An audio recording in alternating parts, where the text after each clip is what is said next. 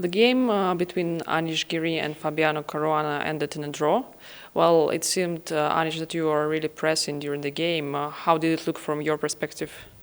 Yeah, I was very happy with my position. I think Fabiano wanted to be clever with queen b8, but then after h4, there is no real point to it. I mean, the inclusion should just favor me. And knight h5, I've got knight e2, so I think I had a very pleasant position. I was choosing between various options. I mean, after g4, first I want to play simple bishop e2. Maybe it's even more practical. What I did looks also very, very good, but maybe, I don't know, a little bit more messy. But then at some point, Fabiano was fighting well, I thought.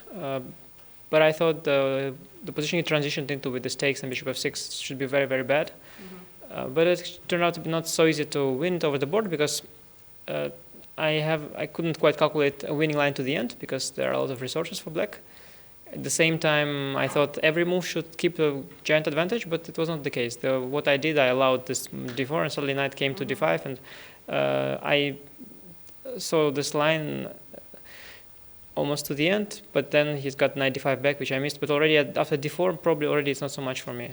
So, yeah, I think it was a good game until this one moment. But yeah, I cannot say I saw a win or something like that. But there were definitely more promising options there. And Fabiano, did you feel that you walked on a very thin ice today? Yeah, I wasn't really happy with the position. I was a bit surprised when Anish decided to play this queen c2 line. I knew that it existed, but it's quite rare. Usually people play queen b3, and this line I just wasn't. Although I knew something about it, I didn't really remember exactly how I'm supposed to play, and so I was sort of improvising with knight d7, b6, and queen b8, and it didn't really work out. And my position was pretty bad throughout the game. At some point, I felt like it was more or less solidifying a bit, but then I played c5, and I wasn't sure if this was the right move, but and it turns out it was probably a very bad move. Probably I should have played knight f6, and my position is maybe within, I mean, I'm worse, but maybe it's not as bad. And after c5, bishop c3, it's probably borderline lost. For a number of moves, I was probably losing or very close to losing, and but then I saw this rook h5, d4, and it started to look like I have counter chances. And the line in the game was very direct. I mean, rook e5 is winning if not for knight g4, knight e3, and but it does seem to hold at that. Well, obviously, all the players of the tournament, they miss some chances from time to time. So if you keep returning to these moments, then probably it can influence your future games. So what do you do psychologically to look forward and not to, reminiscent about the missed chances and such things? Well, if you miss a chance, but then you survive a losing position, you no longer remember the win that you missed. So, of course, I had missed a number of things and played a few bad games at the start of the event, but this was a lucky break, so it makes me feel quite a lot better about my situation. And what about you, Anish? Yeah, I mean, first of all, once you're experienced at it, it gets better. And also, I mean, just like with everything else nowadays, you should wash away your sins with soap, and then it's all good. So do you still check social media, and media outlets during the tournament, or you try to distance yourself not only socially from people here, but also from all this informational fuzz that is going everywhere now? Well, now it's really difficult. I mean, it would take so much discipline to not check out what's going on in the world.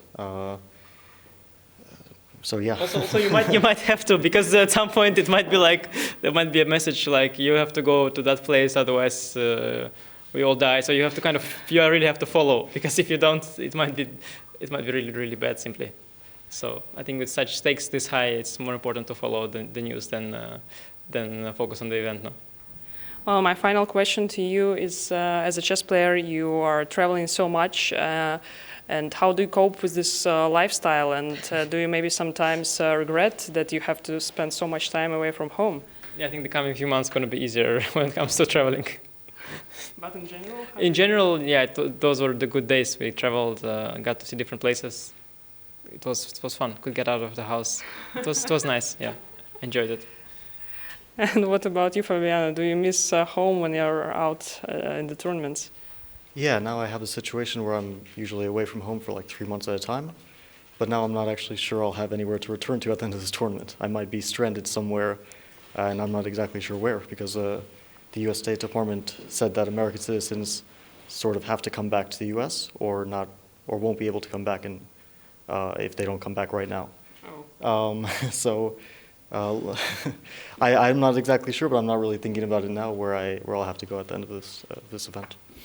Well, let's hope the situation changes by the end of the tournament. The candidates tournament is long, so by the end of it, we hope that everybody can easily return home. Highly unlikely.